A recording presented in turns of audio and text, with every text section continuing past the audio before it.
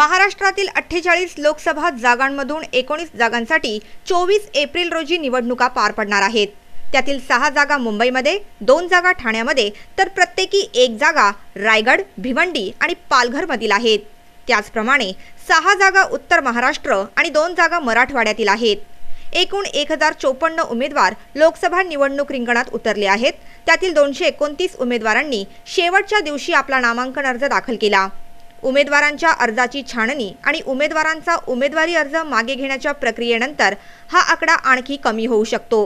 दक्षिण मुंबई मतदारसंघातून काँग्रेसचे उमेदवार मिलिंद देवरा यांनी देखील आपला उमेदवारी अर्ज नुकताच भरला।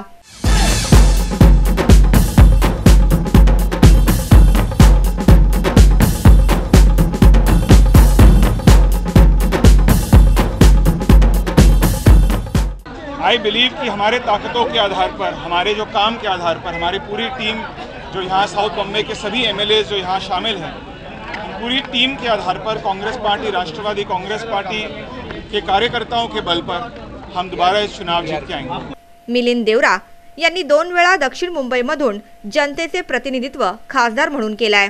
या मतदारसंघात त्यांच्या विरोधात उभे असलेले मनसेचे बाळा नांदगावकर यांनी देखील नुकताच आपला उमेदवारी अर्ज भरलाय। आमचा तरुण वर्ग जो आमच्या पाठीशी गेले वर्षानुवर्ष खंबीरपणे उभा आहे, तो आमच्या पाठीशी खंबीरपणे उभा राहून राज ठाकरे साहेबांचे हात भक्कम करणार। मेरा मुकाबला कांग्रेस एनसीपी के साथ में है, भ्रष्टाचार के खिलाफ है, मुंबई और महाराष्ट्र की समस्याओं के खिलाफ है।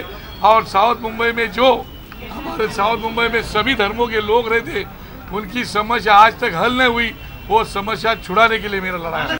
मिलिंद देवरा यांनी मान्य केलं की बाळा नांदगावकर हे त्यांचे मुख्य प्रतिस्पर्धी आहेत। I believe that MNS is one of my main opponents. Last time there was very big difference between the election and now. Last time election MNS was almost untested as a political party. In spite of whatever people said, they came second from South Mumbai. This time also I believe MNS is a strong contender. After the Lok Sabha elections, few months later, Mr. Nandgaonkar got elected as an MLA. So I know the strengths of MNS, the weakness of MNS in South Mumbai. But I believe very firmly that the people of South Mumbai understand how a party like MNS is dangerous for South Mumbai. How a party like MNS has a very different ideology, a very negative ideology. Because South Mumbai is a constituency of enterprise. Whether it's a small trader, it's a large businessman. People believe in enterprise. And a party like MNS and Shiv Sena only can hurt the environment for enterprise. तर तेथे दुसरीकडे बाळा नांदगावकर यांनी सांगितले की लोक आता मिलिंद देवरा यांना कंटाळलेत। लोग कौन से चुने हैं? वो भी नहीं है।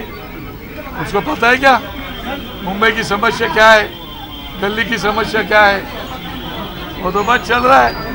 तो मुझे नहीं लगता है मिलिंद देवरा को लोग अभी कंटाल गए, थक गए।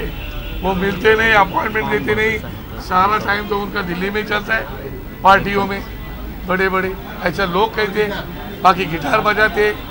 तर तेथे शिवसेनेचे राहुल शेवाळे यांनी देखील आपला उमेदवारी अर्ज दक्षिण मध्य मुंबई लोकसभा क्षेत्र येथून भरला। यावेळी त्यांच्यासह शिवसेना नेता मनोहर जोशी आणि अनिल देसाई उपस्थित होते।